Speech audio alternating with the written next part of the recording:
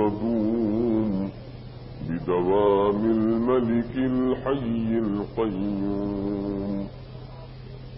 أما بعد فأعوذ بالله من الشيطان الرجيم. بسم الله الرحمن الرحيم. تدوم بدوام الملك الحي القيوم. أما بعد فأعوذ بالله من الشيطان الرجيم. بسم الله الرحمن الرحيم. سبحان الذي أسرى بعبده ليلا من المسجد الحرام إلى المسجد الأقصى الذي باركنا حوله لنريه من آياتنا إنه هو السميع البصير. صدق الله العظيم وبلغنا رسوله النبي الأمين المتين الكريم. معزز حاضرین کرام، بزرگوں اور نوجوان دوستوں، آج کی یہ مقدس شب جو اختتام پذیر ہے اور آپ حضرات یہاں بہت دیر سے زیر سما بیٹھے ہوئے اللہ اور اللہ کے حبیب علیہ الصلاۃ والسلام کا ذکر خیر سنتے آ رہے ہیں. تبرکن و تیمنن چند کلمات آپ حضرات کے خدمت میں رکھ کر میں گزر جاؤں گا. اللہ تبارک و تعالی نے اپنے محبوب کو جو مقام، جو عزت، شرافت، عظمت، عزت عطا کیا، یہ بے مثال ہے. یوں تو ہر نبی عزت والے ہیں، ہر نبی فضیلت والے ہیں، لیکن ہمارے آقا کا مقام سب نبیوں میں سب سے اعلیٰ ہے.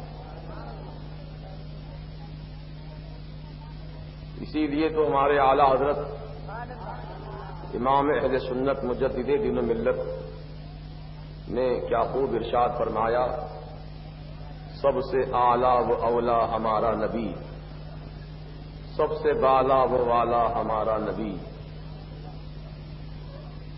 دونوں عالم کا دلہا ہمارا نبی. کون دیتا ہے دینے کو منہ چاہیے، دینے والا ہے سچا ہمارا نبی.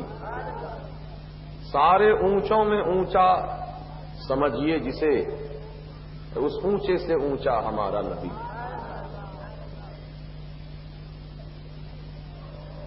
تو یہ عظمت اللہ نے اپنے حبیب کو عطا کی ہے، جس کا ثبوت قرآن پاک کے اندر بھی موجود ہے. تلک الرسل فضلنا بعضهم على بعض منهم من کلم اللہ ورفع بعضهم درجات. درجوں بلند کیا ہے نبی کو، حد نہیں بتائی کہاں تک بلند کیا ہے. اللہ تعالی کی کوئی حد نہیں ہے، اس کی کوئی لمٹ نہیں ہے. اللہ تعالی کی ذات لامحدود ہے، اور اس نے اپنے حبیب کو جو بلندی عطا کی ہے اس کی حد ہے. حد تو اللہ کی نہیں، رسول کی حد ہے، لیکن وہ حد کہاں تک ہے یہ کسی کو نہیں معلوم. بڑے بڑے اکابر علماء اولیاء نبی کی عظمت کو تلاش کرتے کرتے زندگی گزار دیے، لیکن کوئی یہ دعویٰ نہیں کر سکا کہ میں نے عظمت مصطفیٰ کی حقیقت کو جان لیا ہے. کسی نے دعویٰ نہیں کیا، بلکہ ان بزرگوں کی زبان سے الفاظ نکلتے ہیں، لا يمكن الثناء كما كان حقه. یا رسول اللہ، آپ کی تعریف و توصیف بیان کرنا یہ ناممکن ہے. کیوں ناممکن ہے؟ اس لیے کہ آپ کی عظمت کہاں تک بلند ہے ہم نہیں جانتے ہیں، تو کما حقہ ہم آپ کی تعریف کر ہی نہیں پا سکتے۔ بس اتنا ہمارا عقیدہ ہے، بعد از خدا بزرگ توئی قصہ مختصر، اللہ تعالی کے بعد اگر کوئی عزت و عظمت والی ذات ہے تو آقا وہ آپ ہی کی ذات ہے۔ کتنا پیارا عقیدہ ہے، لیکن یہ بدعقیدہ ہم سنیوں پر الزام لگاتے ہیں کہ دیکھو یہ نبی کی اتنی تعریف کرتے ہیں، اتنی تعریف کرتے ہیں کہ خدا کے برابر ٹھہرا دیتے ہیں، معاذ اللہ۔ کس بیہودے نے تعریف کی ایسی؟ کس جاہل نے تعریف کی ایسی کہ نبی کو خدا کے برابر کر دیا ہو یا خدا سے آگے بڑھا دیا ہو؟ معاذ اللہ، یہ ناممکن ہے، یہ الزام تراشی ہے، یہ جھوٹ ہے۔ بلکہ ہمارا عقیدہ یہ ہے، ہم سنیوں کا عقیدہ یہ ہے کہ اللہ تعالی کی حد نہیں ہے اور رسول کی حد ہے۔ کتنی صاف بات ہے، ہمارے حضور کی حد ہے اور اللہ کی حد نہیں ہے۔ ہماری آپ کی بھی حد ہے، لیکن اپنی حد کو رسول کی حد پر قیاس مت کرنا۔ ہماری حد محدود ہے، ایک نظر میں معلوم پڑ جاتی ہے ہماری پوزیشن کیا ہے۔ مثال کے طور پر ایک گلاس پانی بھی محدود ہے، محدود کے معنی حد میں ہے، گلاس جتنی ہے اتنا ہی پانی، حد ہے اس کی، اس کے باہر نہیں ہے، گلاس کے اندر ہی پانی ہے۔ ایک مٹی کا برتن ہے، اس سے بڑا ہے تو جتنا وہ بڑا ہے اتنا اس کے اندر پانی ہے۔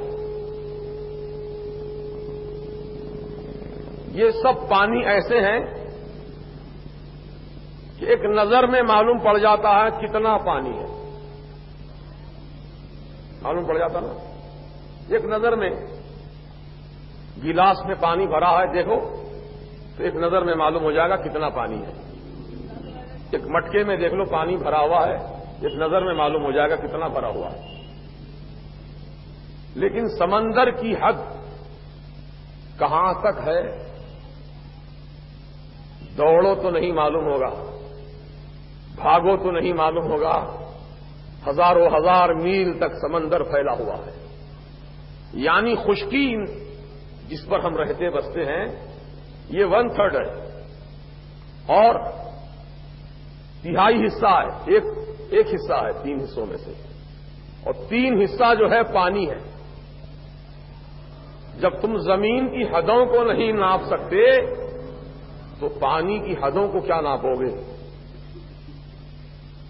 زندگی خرچ ہو جائے گی لیکن پانی کی سرحد کہاں تک ختم ہے نہیں جان سکتے، کتنا ڈیپ میں ہے نہیں پہچان سکتے۔ تو اسی طرح ہماری آپ کی حد ایک گلاس پانی کی طرح ہے، ایک نظر ڈالو تو پتا چل جائے گا جناب کی قابلیت کیا ہے، جناب کی کتنی حیثیت ہے، ایک نظر میں معلوم ہو جائے گا۔ لیکن نبی کی حد سمندر کی طرح ہے، دوڑو تو نہیں معلوم ہوگا کہاں حد ختم ہو رہی ہے۔ اللہ اکبر، یہ ہے نبی کی عظمت۔ تو اللہ تعالی کی طرح کوئی نہیں ہے، یہ جھوٹ الزام ہم پر لگاتے ہیں وہابی، جب نبی کی ایسی تعریف کرتے ہیں کہ معاذ اللہ خدا کے برابر کر دیتے۔ نہیں، خدا کے برابر کوئی ہو ہی نہیں سکتا، کیونکہ خدا تو ایسا ہے کہ اس کی کوئی مثال کائنات میں ہے ہی نہیں۔ وَلَمْ يَكُنْ لَهُ كُفُوًا أَحَدٌ، اس کے برابر کا کوئی نہیں ہے، اس کے جوڑ کا کوئی نہیں ہے۔ یہ ہمارا عقیدہ اور ایمان ہے۔ تو عزیزان ملت، بس زیادہ لمبی چوڑی تقریر کرنے کا وقت نہیں ہے، بہت دیر سے آپ لوگ بیٹھے ہیں اور میں بھی بہت جلسوں سے مخاطب کر کے آپ کے پاس آخری جلسے میں شرکت کر رہا ہوں۔ بس کام کی چند باتیں عرض کروں گا۔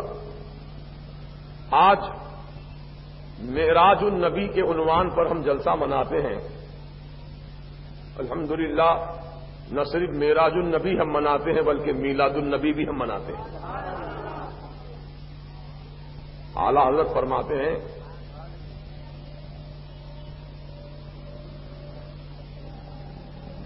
کہ حشر تک ڈالیں گے ہم پیدائش مولا کی دھوم، حشر تک ڈالیں گے ہم پیدائش مولا کی دھوم، اور مثل فارس نجد کے قلعے گراتے جائیں گے۔ خاک ہو جائیں عدو جل کے مگر ہم تو رضا، خاک ہو جائیں عدو جل کے مگر ہم تو رضا، دم میں جب تک دم ہے ذکر ان کا سناتے جائیں گے۔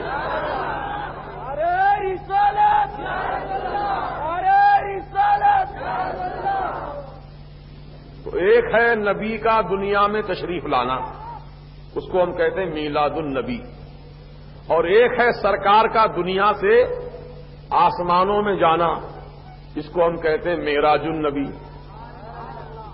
تو حضور کا آنا بھی ہمیں محبوب ہے، اور حضور کا اس دنیا سے لامکان میں جانا بھی ہمیں محبوب ہے۔ اس کا ثبوت یہ ہے کہ جب ربیع الاول شریف کی بہاریں ہمیں ملتی ہیں، ربیع الاول کی وہ پربہار فضائیں ہمیں نصیب ہوتی ہیں، تو ہم سنی تمام مسلمان جو ہے اپنے نبی کی آمد کی خوشی مناتے ہیں، میلاد النبی کی جگہ جگہ محفلیں سجاتے ہیں۔ اب ان وہابیوں کو ذرا غور کرو، یہ اپنے آپ کو بہت بڑا پکا سچا مسلمان سمجھتے ہیں۔ ارے تمہارے سمجھنے سے کیا ہوگا؟ تم اپنے میاں مٹھو بنتے ہو، تم نہیں کہنا کہ ہم سچے ہیں، سامنے والا کہنا کہ ہاں یہ سچا ہے۔ تو تمہاری سچائی کہاں تک ہے؟ اس کا کھلا ثبوت یہ ہے کہ جتنی آج وہابی مسجدیں ہیں حیدرآباد میں، آپ جا کر ابھی دیکھیے، سب مسجدیں ان کی بند ہیں، مسجدوں کی لائٹ بند ہے، دروازے بند ہیں، کوئی مسجد کے اندر نہیں ہے۔ الحمدللہ ہم سنیوں کی مسجدیں جتنی ہیں، ہر مسجد جگمگ جگمگ کر رہی ہے، ہر مسجد میں مصلی موجود ہیں، کوئی تلاوت کر رہا ہے، کوئی نوافل پڑھ رہا ہے، کوئی تہجد پڑھ رہا ہے، کوئی صلاۃ التسبیح پڑھ رہا ہے، کہیں جلسے ہو رہے ہیں، کہیں جلوس کا اہتمام ہو رہا ہے، غرض کے ہر طرف ایک چہل پہل ہے، سنیوں کی بہار ہے کہ الحمدللہ ہمیں نبی کا آنا بھی پسند ہے، نبی کا تشریف لے جانا بھی پسند ہے۔ اب اعتراض ان کا یہ ہے کہ نبی کو جو معراج ہوئی وہ روحانی معراج تھی یا جسمانی معراج؟ اب اکثر یہ کہتے ہیں یہ لوگ کہ جسمانی معراج نہیں ہوئی، یعنی حضور کا جسم نہیں گیا آسمانوں میں، صرف روح گئی تھی۔ آپ دلوں میں کتنی قدورت ہے ان کے، غور کرو آپ، کتنا بغض اور زہر بھرا ہوا ہے ان کے دلوں میں کہ حضور کی عظمت والی جتنی باتیں ہیں ہر بات کو کٹ کرتے ہیں، پھر کہتے ہیں ہم سچے مسلمان ہیں۔ ارے تجھ سے بڑا منافق کوئی اور نہیں ہے۔ نبی کا چاہنے والا نبی کی عظمت کو گھٹانے کی بات کرتا ہے، نبی کی عظمت کو گھٹائے؟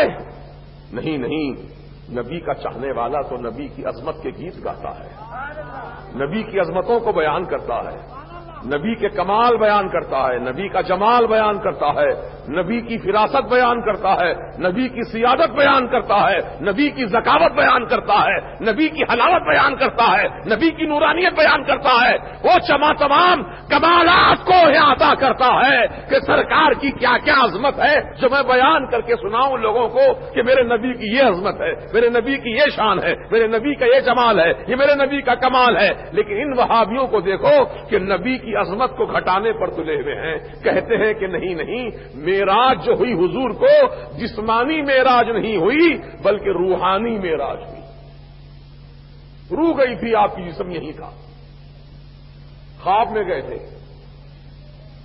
کہ بتاؤ کہ کتنی بڑی ان کی گستاخیاں ہیں، سمجھ میں آ رہی نا بات آپ کی؟ تو اب میں زیادہ لمبی چوڑی تقریر نہیں کروں گا، بس یہ بتانا چاہتا ہوں کہ لفظ معراج سے حضور کی معراج کا ثبوت ملتا ہے۔ لفظ معراج، معراج میں جملہ 5 حرف ہیں۔ پہلا حرف ہے میم، دوسرا حرف ہے عین، تیسرا حرف ہے رے، چوتھا حرف ہے الف، پانچواں اور آخری حرف ہے جیم۔ ہے نا؟ معراج 5 حروف کا مجموعہ. تو سب سے پہلے معراج کی میم پر ہم غور کریں تو معراج کی میم پکار کر اعلان کر رہی ہے کہ میم سے ملاقات ہوئی. میم سے ملاقات. اچھا، یہ ملاقات ہوئی تو کہاں ہوئی؟ مکے میں ہوئی، مدینے میں ہوئی، فرش پر ہوئی، مکان میں ہوئی، دکان میں ہوئی، کہاں ہوئی؟ تو معراج کا عین بتا رہا ہے کہ ملاقات عرش عظیم پر ہوئی. عین سے عرش مراد ہے. اب آئیے، ملاقات ہوئی، عرش پر ہوئی. کب ہوئی؟ دن میں ہوئی کہ رات میں ہوئی؟ تو معراج کی رے بتا رہی ہے کہ ملاقات رات میں ہوئی. پھر معراج کا چوتھا حرف ہے الف. اب اگر کوئی یہ کہے کہ ملاقات ہوئی، عرش پر ہوئی، رات میں ہوئی، ٹھیک ہے، مان لیا ہم نے. لیکن ہوئی کس سے ملاقات؟ جبریل سے ہوئی، میکائیل سے ملاقات ہوئی، اسرائیل سے ہوئی، اسرافیل سے ہوئی. کس سے ہوئی؟ موسیٰ کلیم اللہ سے ہوئی، آدم صفی اللہ سے ہوئی، ابراہیم خلیل اللہ سے ہوئی. کس سے ملاقات ہوئی؟ تو معراج کا الف بتا رہا ہے کہ الف سے اللہ، ملاقات ہوئی، عرش پر ہوئی، رات میں ہوئی، اللہ تعالی سے ہوئی. اب آخری حرف ہے جیم. اب اگر کوئی کہے کہ صاحب ٹھیک ہے، ملاقات ہوئی، عرش پر ہوئی، رات میں ہوئی، اللہ سے ہوئی، مان لیا ہم نے. لیکن کیسے ملاقات ہوئی؟ روحانی ملاقات ہوئی یا جسمانی ملاقات ہوئی؟ تو معراج کا جیم بتا رہا ہے کہ جیم سے جسمانی ملاقات ہوئی. تو لفظ معراج ہی حضور کی جسمانی معراج کی بین دلیل ہے. اب ماننے والوں کے لیے میاں سب کچھ ہے، نہ ماننے والے کے لیے کچھ بھی نہیں ہے. ہر دھرمی کرنا ان کا شیوا ہے. لیکن الحمدللہ جو صحیح العقیدہ مسلمان ہوتا ہے وہ اللہ رسول کی بات پر یقین کرتا ہے اور دل میں کوئی شک شبہ نہیں لاتا. یہ اس کے ایمان کی دلیل ہے. اور جس کے دلوں میں کھوٹ ہے وہ ہر بات میں شک کرتے ہیں، ہر بات میں کھوٹ نکالتے ہیں، ہر بات میں نقص نکالتے ہیں. یہ کیسے ہو گیا، وہ کیسے ہو گیا ہے؟ یہ زمین آسمان کے بیچ میں کرے ہیں. کرے کائے کے کرے ہیں؟ تو کہا کرے نار ہے، کرے زمہریرہ ہے. زمہریرہ کہتے ہیں ٹھنڈے والے حصے کو. آدمی اس ٹھنڈے والے حصے میں جائے گا تو اکڑ کے مر جائے گا. پھر اس کے آگے کرے نار ہے، آگ کا کرہ ہے. اس آگ کے کرے میں سے اگر آدمی جائے گا تو جل کے بھسم ہو جائے گا. تب یہ اعتراض کرنے والے کہتے ہیں کہ دیکھو زمہریرہ بھی ہے، کرے نار بھی ہے، اور تم کہتے حضور کا جسم بھی گیا، واپس بھی آ گیا. کیسے ممکن ہے؟ حضور جب زمہریرہ میں گئے تو کیا حضور کا جسم نہیں اکڑ گیا؟ جب حضور کرے نار میں گزرے تو حضور کو کیا آگ نہیں چھوئی؟ کیا معاملہ ہے آخر؟ کوئی بھی جائے گا تو جل جائے گا، حضور کیسے بچ کے آ گئے؟ یہ اعتراضات ان وہابیوں کے ہیں. لیکن اب سنو، الحمدللہ مجیب علی قادری رضوی ہوائی فائرنگ کرنے کا عادی نہیں ہے. ٹھوس بات کرتا ہے دلیل کی بنیاد پر. آپ کے گھر میں چولہا جل رہا ہے، چاہے وہ گیس کا چولہا ہو یا کیروسین آئل کا ہو یا کرنٹ کا چولہا ہو یا لکڑی کا چولہا ہو. چولہا ہے، آگ کا کام جلانا. اسی پر آپ سب کھانا سالن تیار کرواتے ہو.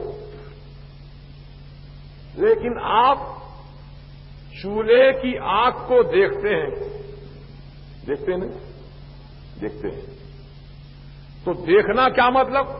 تو آپ کی آنکھوں کا نور نکل کر اس آگ میں پہنچا، تبھی تو دیکھا آپ کو آگ. یہ آنکھ کا نور پہنچا وہاں پر تو آگ نظر آئی آپ کو. اب جس کی آنکھوں میں نور نہیں ہے، جو اندھا ہے، وہ آگ کو دیکھ سکتا کیا؟ اس کی آنکھوں میں نور ہی نہیں ہے تو آگ کو کیا دیکھے گا؟ جس کی آنکھ میں نور ہے وہ نورانی آنکھ والا آنکھ کو دیکھتا ہے. شعلے لپک رہے ہیں، بھٹی جل رہی ہے، لیکن مجھے بتاؤ آپ کی آنکھ کا نور اس آگ میں پہنچا کہ آپ کی آنکھ جل کے خاک ہو گئی؟ جلی آنکھ آپ کی؟ نہیں جلی، آنکھ سلامت ہے، آپ کو دیکھنے کے بعد بھی آنکھ سلامت ہے، آنکھ کا نور آنکھ میں پہنچا پھر بھی آنکھ سلامت ہے۔ تو بلا تشبیہ بلا تمثیل سمجھو، نبی پاک ہمارے نور ہے، بولو کیا ہے؟ نور ہے۔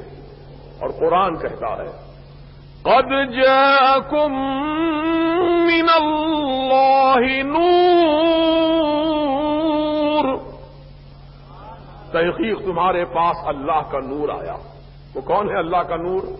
سرکار مدینہ کی ذات پاک ہے۔ تو نور ہے رسول پاک کی ذات۔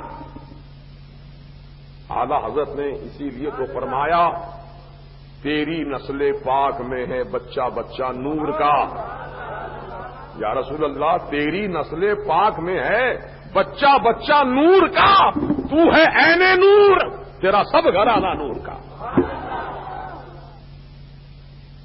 تو اب یہ نور چاہے آگ میں سے جائے، پانی میں سے جائے، زمہریرہ میں سے جائے، نور پر کسی چیز کا اثر نہیں ہوتا، نور پر اثر نہیں ہوتا، نور محفوظ رہتا ہے، نور پر کوئی چیز اثر انداز نہیں ہو سکتی۔ تو رسول پاک چونکہ اللہ کا نور ہے تو یہ نور مصطفیٰ گیا، آسمانوں کے کرے، زمہریرہ بھی طے کیا، کرہ نار کو بھی طے کیا، اور حضور کی نورانیت پر کچھ اثر نہیں پڑا۔ یہ ممکن ہے؟ اللہ تعالیٰ نے اپنے حبیب کو نور ہی بنایا ہے۔ تب یہ چند اعتراضات کے جوابات دینے کے بعد میں کچھ اصلاحی باتیں بھی آپ کی خدمت میں رکھنا چاہتا ہوں۔ پہلی اصلاحی بات یہ ہے کہ ہم اپنے تب یہ چند اعتراضات کے جوابات دینے کے بعد میں کچھ اصلاحی باتیں بھی آپ کی خدمت میں رکھنا چاہتا ہوں۔ پہلی اصلاحی بات یہ ہے کہ ہم اپنے عقیدہ اہل سنت و جماعت پر سختی کے ساتھ قائم ہو جائیں، اس میں کوئی بھی جھول والی پالیسی نہ ہو، کوئی اس میں مصلحت والی بات نہ ہو۔ عام طور سے ہم لوگ مصلحت کا شکار ہو جاتے ہیں، دین میں مصلحت جائز نہیں ہے۔ دین میں اگر مصلحت جائز ہوتی تو امام حسین رضی اللہ تعالیٰ عنہ شہید نہیں ہوتے، تھوڑی دیر کے لیے یزید کو خلیفہ مان لیتے، ختم ہو گئی تھی بات، جھگڑا ہی ختم ہو گیا تھا۔ لیکن امام حسین دیکھ رہے تھے کہ اگر ایک مرتبہ بھی میں یزید کو خلیفۃ المسلمین کہہ کے پکاروں تو ساری دنیا کے مسلمان میری پکار پر یقین کریں گے۔ جب حسین عالی مقام نے یزید کو خلیفہ مان لیا ہے تو ہمارے ماننے میں کیا ہے؟ سب آنکھ بند کر کے خلیفہ مان لیں گے یزید کو، جبکہ یزید خلافت کا مستحق نہیں ہے، وہ اس کا حقدار بھی نہیں ہے، کیونکہ وہ اللہ کے قانون کا توڑنے والا، رسول پاک کی شریعت کا مذاق اڑانے والا مسلمانوں کا خلیفہ اور امیر اور امام نہیں بن سکتا۔ امام حسین نے یہ فیصلہ فرما دیا، تبھی تو امام حسین کی نماز با جماعت الگ ہوتی تھی، یزیدیوں کی نماز الگ ہوتی تھی۔ امام حسین نے اپنی نماز کی جماعت الگ قائم کر کے پوری امت محمدیہ کو تعلیم دی ہے کہ حق پرستوں کا سمجھوتا باطل پرستوں کے ساتھ کسی صورت میں نہیں ہو سکتا۔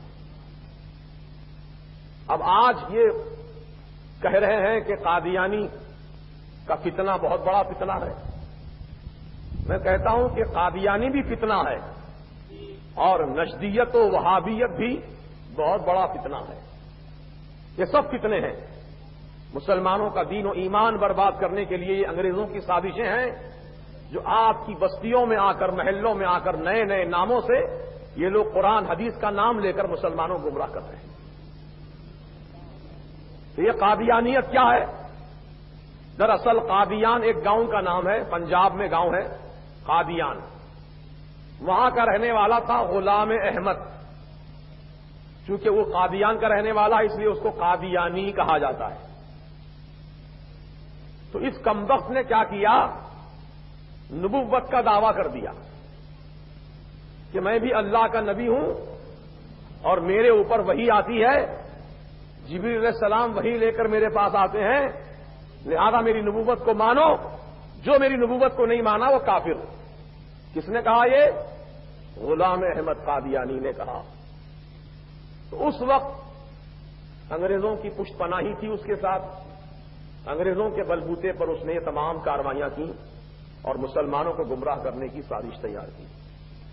اصل فتنہ کہاں سے اٹھا اس کا؟ دیوبند سے. دارالعلوم دیوبند کے مولانا قاسم نانوتوی نے کتاب لکھی، اس کتاب کا نام ہے تحذیر الناس. اس کتاب میں لکھا کہ خاتم النبیین کے یہ معنی نہیں ہے کہ آخری نبی. دیکھو آپ کتنے فتنے کی بات ہے. خاتم النبیین کے معنی نہیں ہے کہ آخری نبی، بلکہ بات زمانہ نبوت کے اگر کوئی نیا نبی آ بھی جائے، نیا نبی آ بھی جائے تو حضور کی خاتمیت میں کچھ فرق نہیں پڑتا. جبکہ ہمارا عقیدہ یہ ہے کہ ہمارے آقا و مولا اللہ کے آخری نبی ہیں. اب قیامت کی صبح تک کوئی نیا نبی آ نہیں سکتا.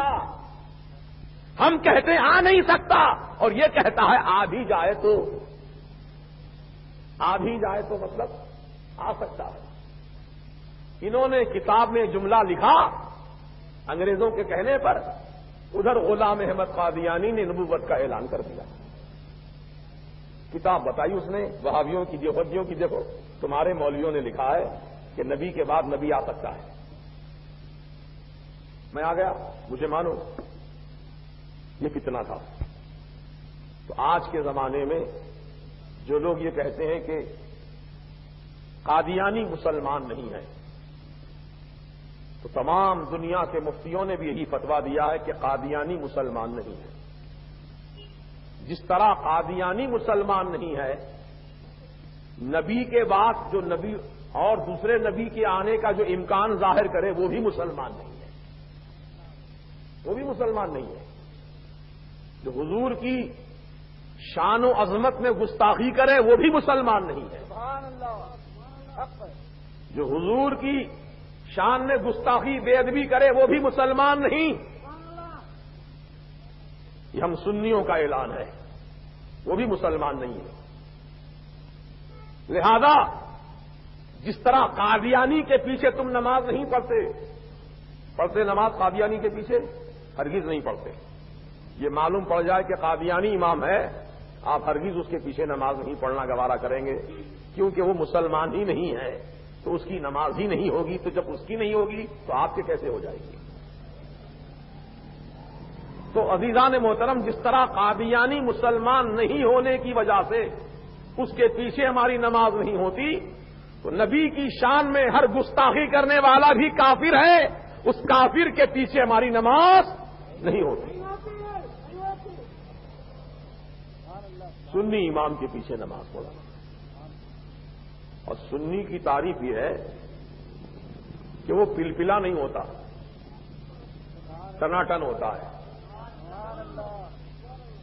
یہ بھی صحیح وہ بھی صحیح بولنے والا نہیں ہوتا سنی.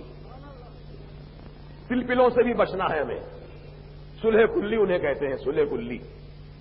سب کو لے کر چلو، سب کو خوش رکھو، کسی کو برا مت بولو، سب کو اپنا اپنا کام کرنے کا حق ہے. جب تم وہابیوں کے تعلق سے نرم گوشہ رکھتے ہو اور یہ کہتے ہو کہ سب کو اپنا اپنا کام کرنے کا حق ہے، تو پھر قادیانیوں کے تعلق سے پھر تم نے سختی کیوں اختیار کی؟ ان کے خلاف اتنا سخت فیصلہ کیوں لیا تم نے؟ کیا وہ گستاخ ہے اور وہابی گستاخ نہیں ہے؟ وہ نبی کی شان میں توہین کیا، یہ توہین نہیں کر رہا ہے. میں کہتا ہوں تسلیمہ نسرین نے گستاخانہ کتاب لکھی، پوری دنیا میں ہنگامہ ہوا. سلمان رشدی نے کتاب لکھی، پوری دنیا میں واویلا مچا، اسٹرائک ہوا، گولیاں چلیں، کئی جانیں چلی گئیں اسٹرائک میں. اس کے خلاف احتجاج کیا، سلمان رشدی کے خلاف. سلمان رشدی کون ہے؟ یہ مردود انگریزوں کا غلام ہے اور یہ انگریزوں کے کہنے پر برٹش گورنمنٹ کے کہنے پر اس نے کتاب لکھی، اس کا نام تھا شیطانی کلمات۔ ملکہ وکٹوریہ نے اس کو انعام دیا ہے۔ دیکھو وہ ان کے کہنے پر عمل کر رہا ہے وہ، اس لیے اس کو انعام دیا جا رہا ہے۔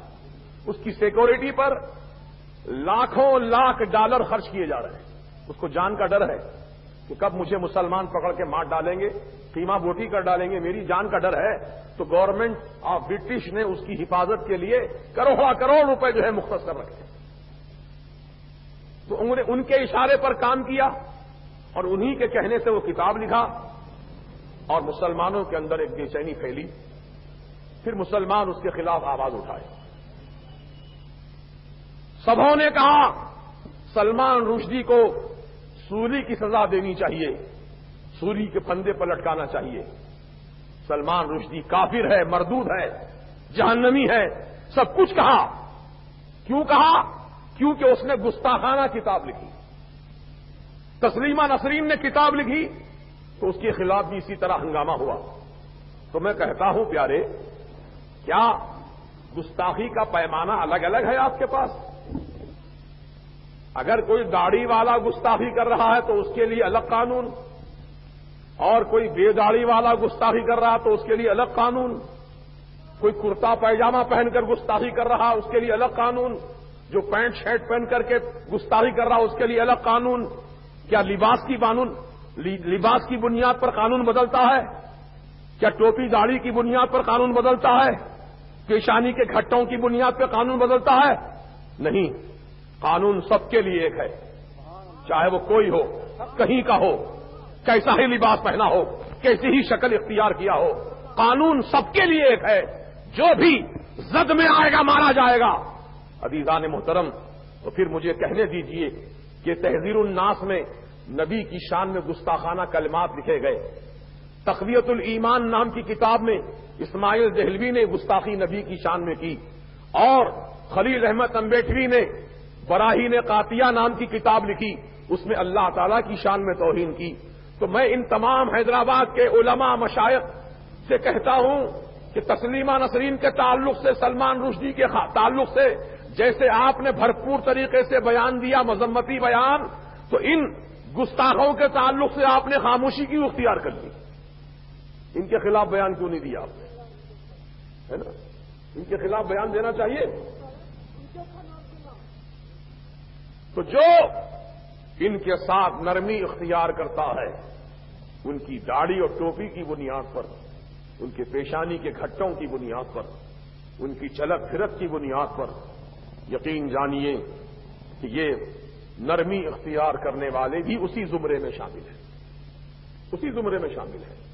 من تشبہ بقوم فہو منہم، جو جس قوم کے مشابہ ہو جائے گا وہ بھی اسی میں شمار کیا جائے گا۔ اس لیے مسلمانوں، ان سے کوئی ہمارا سمجھوتا نہیں ہو سکتا جو نبی کی بارگاہ کے گستاخ ہیں۔ ہم مر جائیں گے لیکن ان سے ہاتھ نہیں ملائیں گے۔ میرے اعلی حضرت نے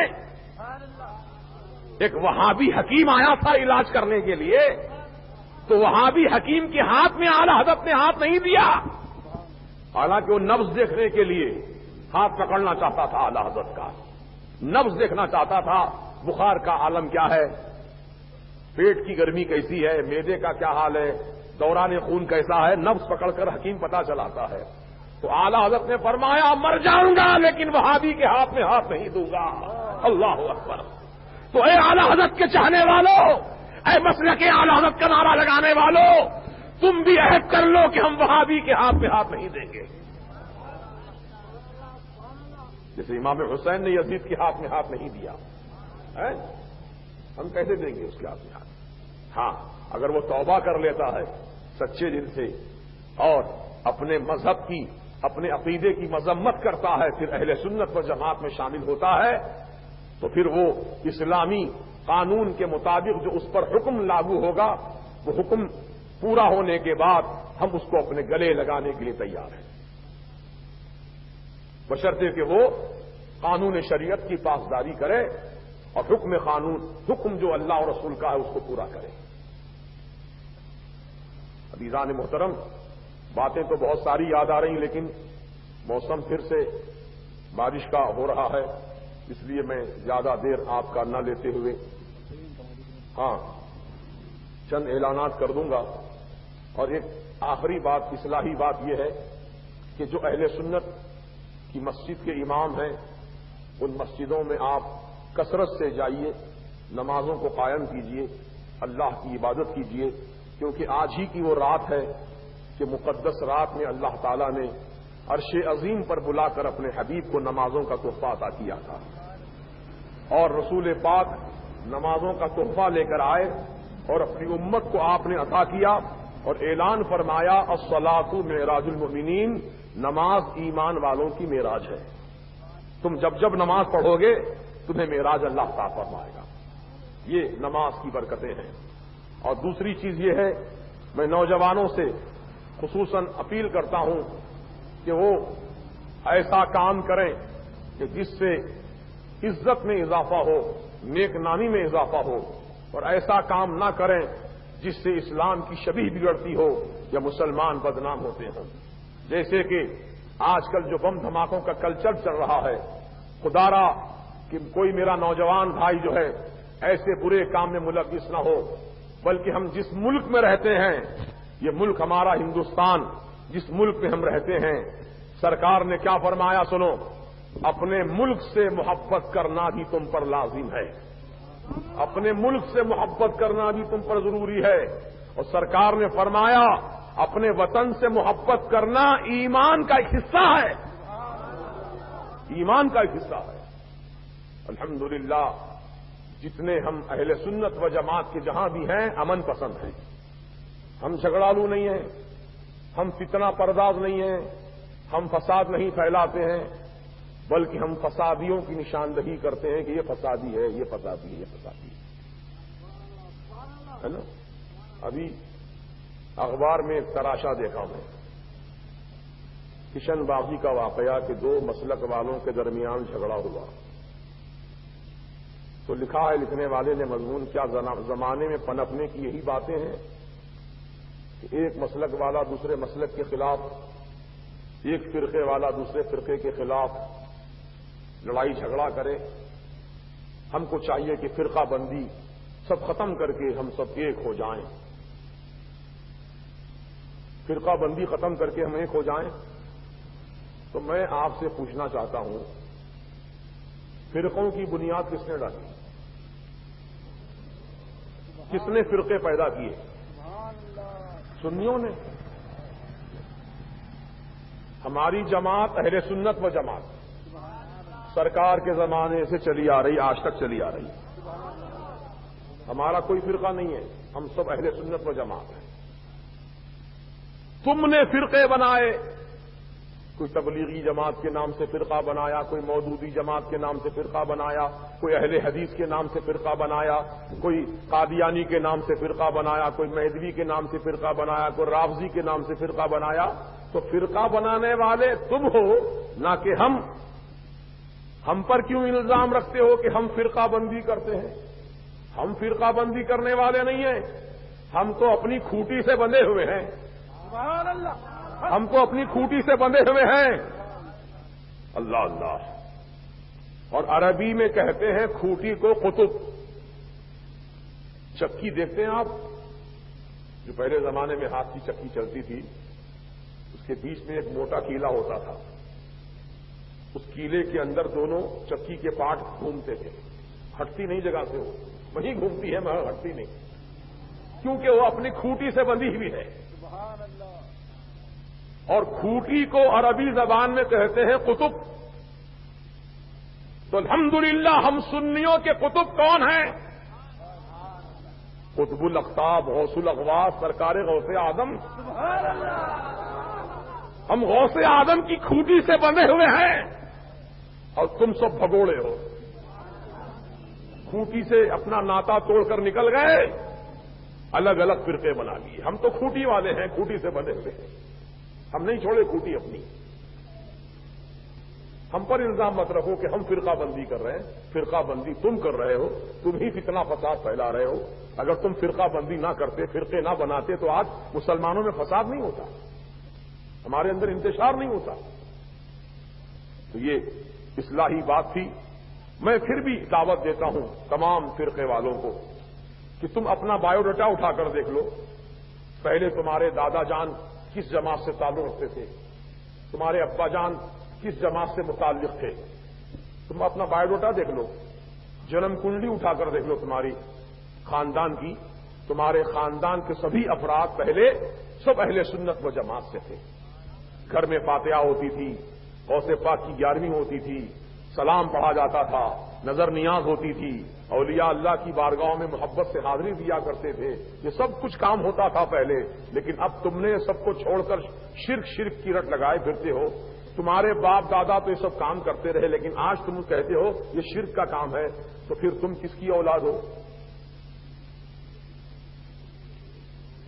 تم کس کی اولاد ہو؟ تمہارے باپ دادا اب شرک کا کام کیے, پھر تم کس کی اولاد ہو؟ مشرکین کی اولاد.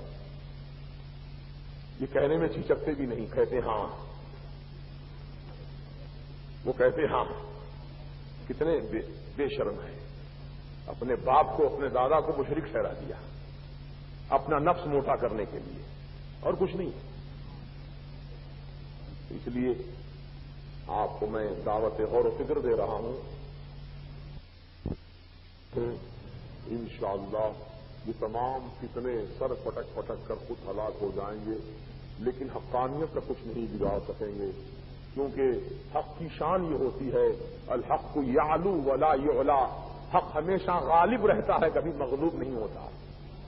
وہ چاہے مٹھی بھری کیوں نہ ہو, حق والے وہی غالب رہتے ہیں باطل پرستوں پر, وہی غالب رہتے ہیں. اللہ تعالیٰ کی شان یہ ہے کہ وہ اللہ تعالیٰ حقانیت کو کامیابی عطا فرماتا ہے. اس لیے ہم ظاہری طور پر اپنی تعداد کو نہ دیکھیں کہ ہماری تعداد کم ہے, ان کی تعداد زیادہ ہے. نہیں, زیادہ اور کم ہونے کی بنیاد پر حقانیت کا فیصلہ نہیں ہوتا ہے, بلکہ فیصلہ ایمان کی بنیاد پر ہوتا ہے. اگر دنیا میں ایک بھی ایمان والا رہ جائے اور باقی سب ادھر ادھر ہو جائیں, تو بھی اس کو سواد اعظم ہی کہا جائے گا. سواد اعظم اسی کو ایک کو کہا جائے گا کہ وہ سواد اعظم ہے. یہ حقانیت کی بات ہے. بس آپ سے ہماری گزارش ہے کہ جو آپ نے اپنی محبت رسول پاک سے رکھی ہے اور اللہ والوں سے محبت عقیدت آپ کے دل میں ہے, اس میں اضافہ کیجیے. اور اضافہ کرنے کا طریقہ یہ ہے کثرت سے حضور کی بارگاہ میں درود و سلام پڑھیے. جتنا کثرت سے آپ درود و سلام پڑھیں گے, سرکار بھی آپ پر اتنی ہی توجہ فرمائیں گے. میرے آقا فرماتے ہیں تم یہ اگر سمجھتے ہو کہ ہمارے نبی ہماری طرف توجہ کرتے ہیں کہ نہیں, تو تم یہ خیال کر لو کہ تم نبی کو یاد کرتے ہو کہ نہیں. تم جتنا نبی کو یاد کرو گے, نبی تم کو اس سے زیادہ یاد فرمائیں گے. تو نبی کی بارگاہ سے محبت, نبی کی ذات سے محبت, نبی کی آل سے محبت, یہ ساری محبتیں ہمارے لیے ضروری ہیں. تو اس محبت کی جو قیمتی دولت ہے اس کو سنبھال کر رکھیے. اور آج باطل طاقتیں اسی دولت کو, محبت والی دولت کو نکال کر آپ سے چھین لینا چاہتے ہیں. آپ اپنی زندگی میں سب کچھ دینا اور سب کچھ قربان کر دینا, لیکن اپنے ایمان کو نہیں دینا. اپنے ایمان کو نہیں دینا, اپنا ایمان سلامت رکھنا. چاہے دنیا میں کچھ ہو جائے ہمیں اس کی کوئی پرواہ نہیں, کیونکہ دنیا ہی بھائی سب کچھ نہیں ہے. ہمارا مقام تو اصل آخرت ہے نا. دنیا چند روزہ ہے, ہر ایک کی گزر رہی, ہماری بھی گزر رہی ہے, سب کی گزر رہی ہے, گزر جائے گی. لیکن اصل زندگی جو ہے وہ مرنے کے بعد شروع ہوگی. وہ زندگی کا کامیاب کرنا چاہتے ہو تو ایمان سلامت رکھو. اور ایمان اسی کا سلامت رہتا ہے جس کے دل میں عشق رسول ہے, جس کے دل میں تعظیم مصطفیٰ ہے, جس کے دل میں محبت اہل بیت ہے, جس کے دل میں محبت صحابہ خلفاء راشدین ہے, اسی کا ایمان سلامت رہتا ہے. تو اس ایمان کی دولت کو محفوظ رکھیے اور ایسے دینی جلسوں میں کثرت کے ساتھ شرکت کر کے اپنے دینی معلومات میں اضافہ کیجیے. انشاءاللہ ابھی آنے والے ہفتے کو کاماٹی پورے کی مسجد زینت النساء بیگم میں انشاءاللہ ہفتے واری اجتماع ہے, لیکن اجتماع اب بڑی شکل میں ہو رہا ہے. چند آدمی نہیں بلکہ کثیر تعداد میں لوگ آ رہے ہیں. آپ کو بھی میں دعوت دے رہا ہوں کہ آپ حضرات بھی اس جلسے میں شرکت فرما کر اپنی معلومات میں اضافہ کریں اور ثواب دارین حاصل کریں. اور دوسرا اعلان یہ ہے کہ الحمدللہ آپ کا محبوب ادارہ دارالعلوم فیض رضا, جس کے لیے آپ نے رمضان کے مہینے میں زکوٰۃ بھی دی, بقرعید کے مہینے میں آپ نے شرم قربانی بھی اس مدرسے کو عطا کیے, اللہ آپ سب کو جزائے خیر دے. اور میرے نوجوان بچوں نے جو محنتیں کی ہیں قابل قدر ہیں، یہ اللہ تعالیٰ کے ہاں یقیناً عزت پانے والے ہیں، کیونکہ یہ اللہ کے دین کو مستحکم کرنے کے لیے رات دن بچے محنت کر کے چرم قربانی وصول کر کے مدرسے میں پہنچائے ہیں. اور انہی کے پیسوں سے، یعنی جو چرم قربانی وصول ہوئی، جو زکوٰۃ کے پیسے وصول ہوئے، انہی پیسوں سے بچوں کے خورد و نوش کا انتظام کیا جاتا ہے، ان کے لیے روشنی کا انتظام ہوتا ہے. اور آپ کو بتاؤں میں، ہمارے مدرسے میں نرالا ہی معاملہ ہے. اللہ اللہ، کمرشل میٹر فٹ کیا ہے ٹرانسکو والوں نے، اور وہاں پر کوئی کمیشن والا کام تو ہوتا نہیں، نہ ہی وہاں پر کوئی کمائی کا ذریعہ ہے، بلکہ وہاں تو الٹا چندہ کر کے بھیک مانگ کر ہم لاتے ہیں عوام سے اور بچوں کو کھلاتے ہیں پڑھاتے ہیں. وہاں کمرشل والی بات کیا ہے بتائیے؟ کمرشل میٹر کیوں لگایا گیا وہاں پر؟ کمرشل میٹر دکان میں لگتا ہے، فیکٹری میں لگتا ہے، یا پھر ایسے اسکول میں لگتا ہے جہاں پر بچوں سے ماہانہ فیس لی جاتی ہے، ہزاروں روپے ڈونیشن لیے جاتے ہیں. ایسے جگہ پر اگر کمرشل میٹر لگا ہے تو بات واجبی ہے، سمجھ میں آتی ہے. لیکن یہاں دینی مدرسے میں جہاں ہم بھیک مانگ کر بچوں کو کھلاتے ہیں لا کر، وہاں پر کمرشل میٹر لگائے ہیں، ہزار روپے بل بھرتے ہیں. بل بھرتے بھرتے ہماری حالت جو ہے رہ جا رہی ہے. ابھی گزشتہ مہینے میں تقریباً 23,000 کا بل تھا، اس سے زیادہ کا بل بھرا دیتا. 14,000 روپے ہم نے بھرے. پھر ابھی اس مہینے میں 19,000 روپے کا بل آ گیا. بتائیے اتنے بھاری بھاری بل کہاں سے بھریں گے؟ اور نہیں بنتے ہیں تو کرنٹ کٹ کر دیتے ہیں، بچے اندھیرے میں ہو جاتے ہیں، تکلیف ہو جاتی پڑھنے لکھنے کے لیے ان کو. اس لیے ہم کسی طرح بھی کوشش کر کے 19,000 روپے بھرنے کا ارادہ کیے ہیں. یہ سب اہل خیر حضرات کے تعاون سے ہی سب کام ہو رہے ہیں. تو آئندہ بھی آپ اس مدرسے کا خیال فرمائیں اور اس کا بھرپور تعاون فرمائیں. انشاءاللہ اس مدرسے سے اس سال الحمدللہ 13 بچے حافظ قرآن، قاری قرآن بن کے نکل رہے ہیں.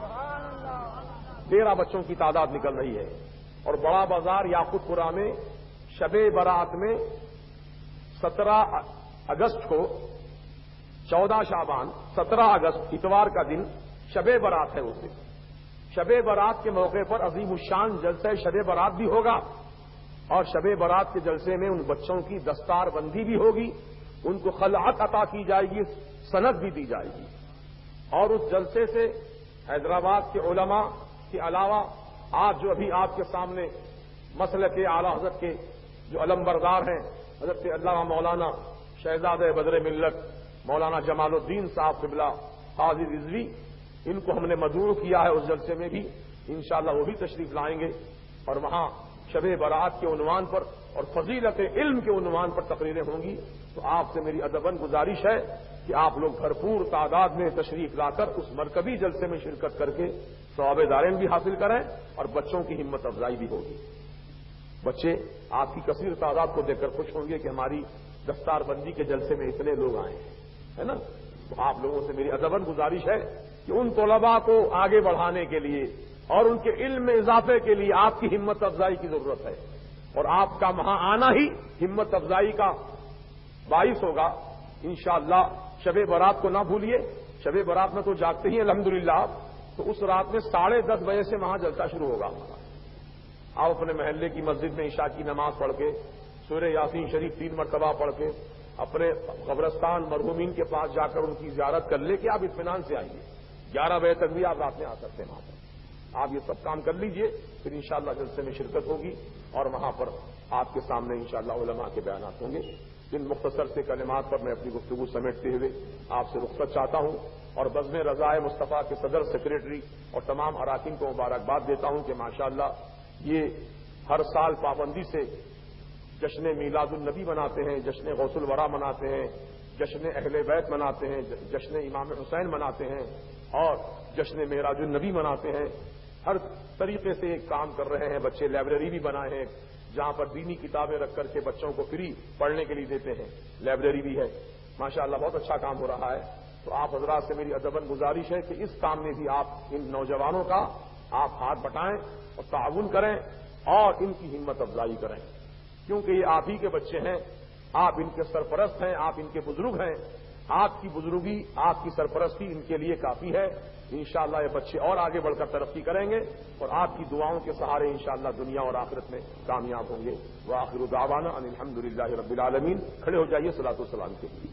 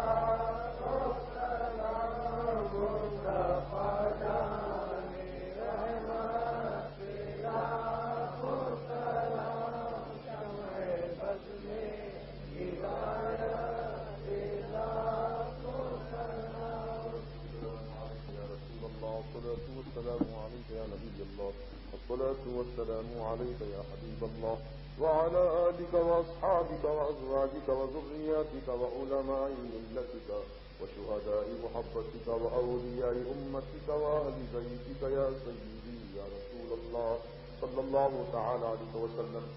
الہا مالکا کرم فرما میرے مالک، تیری محبت میں، تیرے محبوب کی محبت میں تیرے بندے کھلے آسمان کے نیچے اتنی رات دیر گئے بیٹھ کر تیرے اور تیرے حبیب کا ذکر سنے ہیں میرے مولا.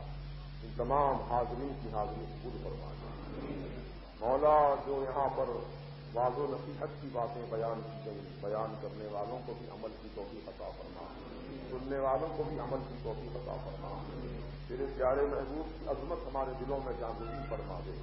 مولا عشق رسول کی دولت لازوال سے ہمارے سینوں کو آباد فرما دے. ہم سب کے سینے محبت رسول کے مدینے بنا دے.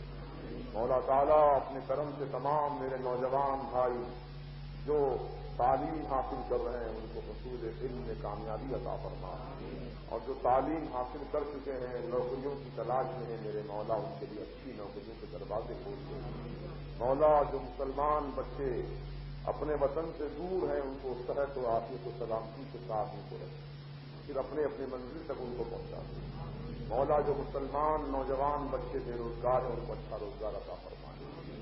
خصوصاً آج جو نوجوان بچے میرے ساتھ 7 کے 7 جلسوں میں غالباً وہ میرے ساتھ موٹر سائیکلوں پر گھومتے رہے ہر جگہ اور پھر یہاں تک بھی آئے میرے ساتھ. اللہ تعالیٰ ان سب کو اور آپ سبھی کو دارین کی برکتیں رحمتیں عطا فرما. اور اعظم اور ارشد یہ ہمارے محلے کے 2 نوجوان بچے جو ماشاءاللہ پڑھ لکھ کر قابل ہو گئے ہیں، باہر جانا چاہتے ہیں یا نوکری کی تلاش میں ہیں، اللہ تعالیٰ ان کے لیے اسباب مہیا فرما دے. ان کے لیے اللہ تعالیٰ دروازے بند کھول دے اور راستہ بنا دے. اور جتنے بھی میرے نوجوان بھائی یہاں موجود ہیں جن کے نام سے میں واقف نہیں ہوں، میرے مولا ان سب کے لیے اپنی رحمت کے دروازے کھول دے. یا اللہ ان سب کا بھلا فرما، دین و دنیا میں کامیابی عطا فرما دے.